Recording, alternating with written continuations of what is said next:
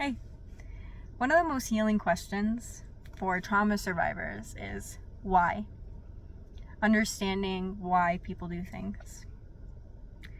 And the reason for this is when we grow up in narcissistic family systems, we may learn that our need for clear communication isn't important and isn't valid.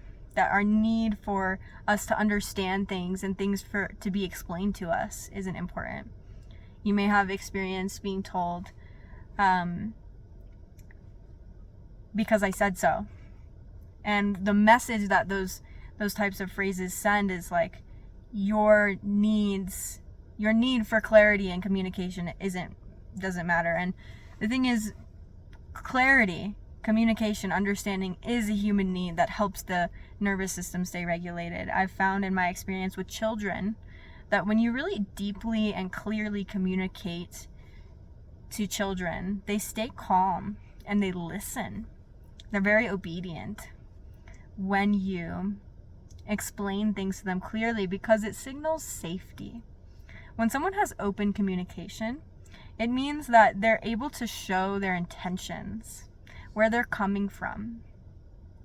And if that child aligns with where they're coming from, of course they'll follow along, right?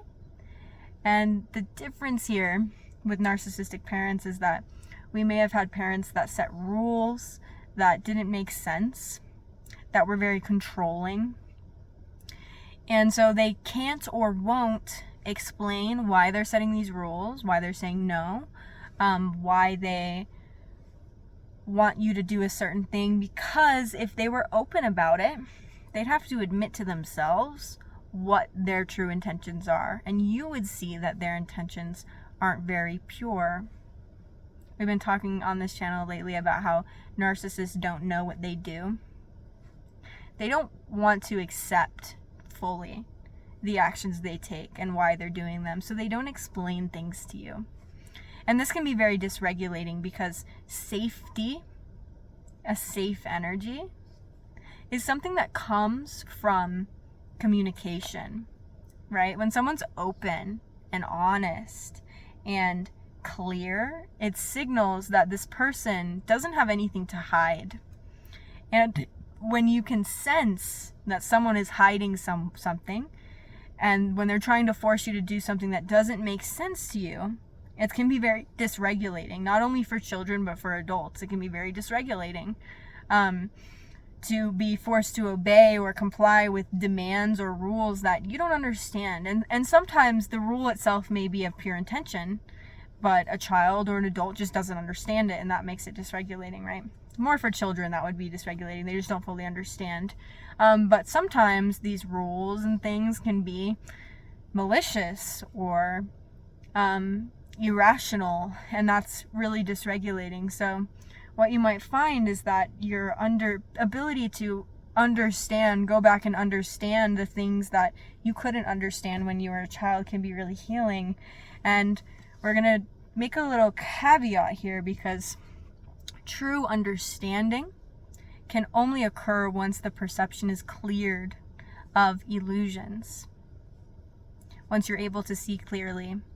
A trap that many victims fall into, I've been there myself, is coming to incorrect conclusions about our abusers. You know, we make excuses for them. We come to rose-colored conclusions about their behavior and why they do the things they do, and that's not healthy.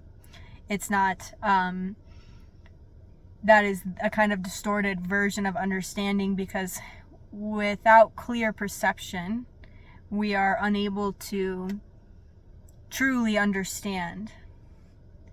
And this also relates to fear. It can take some inner strength to be able to hold some truths about people in the world, to truly be able to understand why a malicious person does what they do. It's more comforting to make excuses for them. It's more comforting to not see them clearly, but at the same time, when we build that strength, it's more regulating to really understand. And that's what I found on my journey, and I'm not alone in what I've experienced. So I share this with you because maybe understanding is what you need too. After we clear our perception of illusions, right? Fear kind of creates an ego attachment, where our ego won't let us see the true conclusions or the truth of a person or a situation because it goes against our defense mechanisms, our fears, what we want to be true rather than what is true, what we hope is true rather than what is true. When we are with an abuser in a romantic relationship, what keeps us from seeing them clearly often is that attachment to wanting them to be our person, and that distorts our perception. But regardless, understanding is really regulating, to go back and kind of explain what was unexplainable when you were a kid, because really, like, truly, you deserve communication. And when people are unclear about communication, it's sometimes because they're hiding something. And a lot of times they're not only hiding things from you, they're also hiding things from themselves and things that they don't want to see about themselves. And when we deny things about ourselves and when we refuse to see things about ourselves is when those parts kind of descend into bigger problems and more cruelty or harm. When we deny things, the problems get bigger, right? But why? Why do people do things? One thing that is a really good boundary to set is like following rules that make sense, following demands that are reasonable. Because we all deserve autonomy, what is called autonomy. One reason why unreasonable demands or irrational rules make us so dysregulated is because humans have a natural resistance to being controlled. Humans have a natural resistance to their autonomy being attacked, and children display this very openly. We all deserve autonomy, and on some level, even if you don't consciously see it, your body knows when someone is trying to control you from an impure place. And that's where that resistance is felt, when you can't fully understand where they're coming from and why they're giving this rule.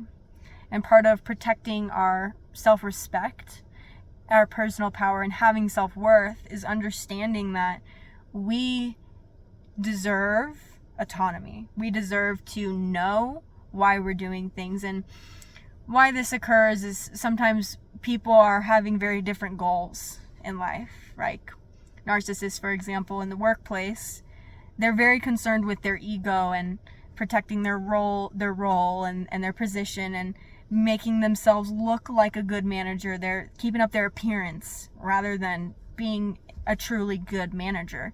And so when a manager is trying to keep up appearances and maybe keep other people under their control and dominate other people, and they're demanding something of you that's like unreasonable, you may not see it as what it really is. They need to make sure that they're trying to show you and everyone else who's the boss, who's the most dominant. They're trying to keep everyone else in line. And even if they don't say that's their intention, when you feel that, you have this resistance to it where it's like, oh, I don't want to do that. I don't want to be a part of this. I don't want to be a part of this where like you're using me as like a weapon to scare other people. Like I'm feeling it in my body right now, like the tension and the of that, you know? And so that's what happens, is that sometimes we're on very different, we have very different goals, especially for starseeds or empathic people. It's like when you go to work, you might be there to serve your guests. You care about people, or you really truly want to do a good job. And then some people that you work with are really only concerned about how they look and keeping up their role in the social hierarchy. And that's a really common thing, the social fucking hierarchies. I don't get it. But anyway, I can understand it, but I can't empathize with it. When I don't like to talk about myself too much, but when I first learned about like social hierarchies, I was like, what? People live like this? What's happening? And I don't mean to shame anyone who lives like this, because My channel is for abuse survivors, and social hierarchy has been a energy dynamic of this past age of Pisces that we've been in. So dominance hierarchies.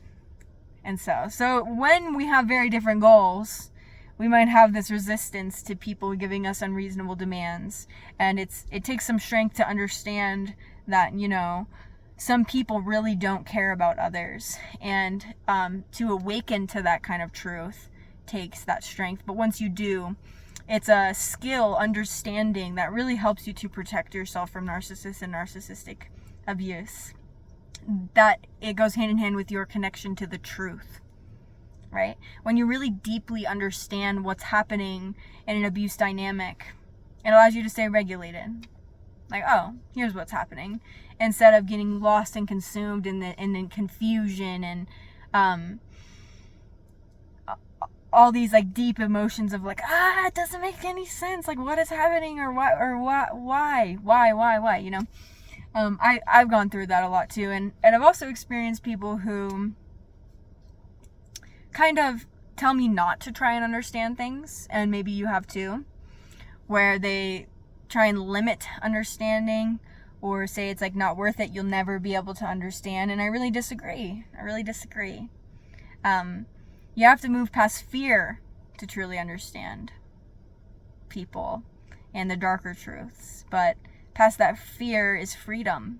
It's truth. It's protection. It's love. It's peace. It's your ability to connect with love and peace.